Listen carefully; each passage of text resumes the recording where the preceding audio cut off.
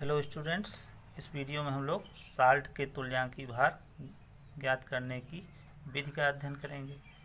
किसी साल्ट का तुल्यांकी भार ज्ञात करने के लिए उसके अणुभार में उसके क्षारीय मूलकों की कुल धन संयोजकता से भाग दे देते हैं।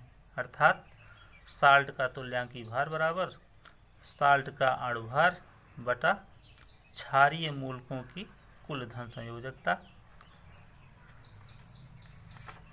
आइए कुछ उदाहरण देखते हैं।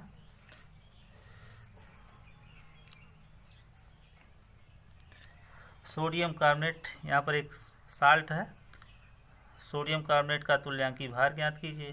तो सबसे पहले हम लोग सोडियम कार्बोनेट का अणुभार ज्ञात करेंगे। तो सोडियम कार्बोनेट में सोडियम का परमाणु भार 23 होता है और संख्या 2 है, इसलिए 2 × 23 कर दिया गया है। कार्बन का परमाणु भार 12 होता है, उसको लिख दिया गया है। प्लस ऑक्सीजन का परमाणु भार 16 होता है और संख्या 3 होने के कारण 16 × 3 कर दिया गया है।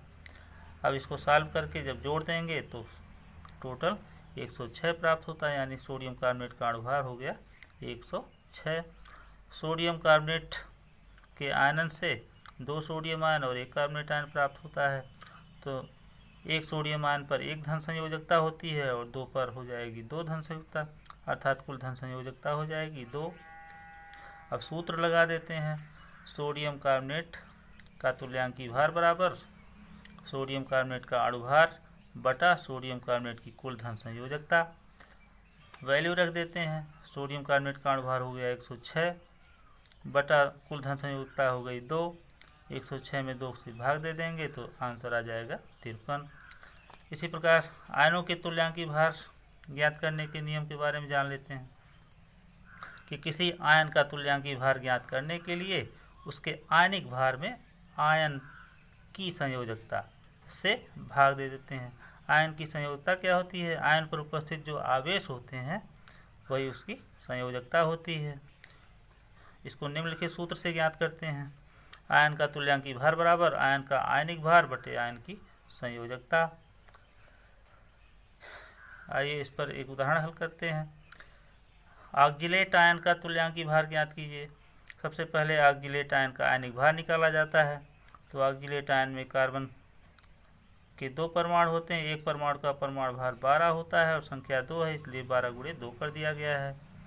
ऑक्सीजन का परमाणु भार 16 है और संख्या 4 होने के कारण 16 × 4 कर दिया गया है। सॉल्व कर दीजिए इसको।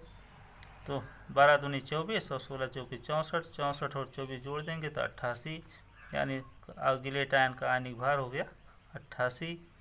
ऑक्जिलेट आयन के ऊपर जो चार्ज है वही उसकी संयुक्ता हो गई। तो यहाँ पर 2 नेगेटिव चार्ज होने के कारण इसकी संयुक्ता हो गई 2।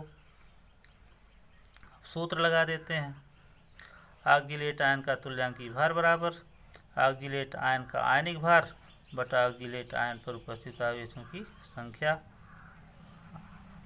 ऑक्जिलेट आयन का आयनिक भार जो है वो 88 होता है, उसको लिख दिया गया और बटा उस पर उपस्थित आवेशों की संख्या 2 है।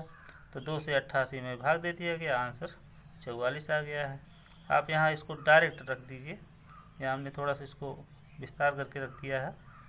आयनिक भार आप सीधे रखिए 88 और बटा आवेशों की संख्या 2, भाग देने पर आंसर 44 हो गया। तो आज की वीडियो में सिर्फ इतना ही। धन्यवाद।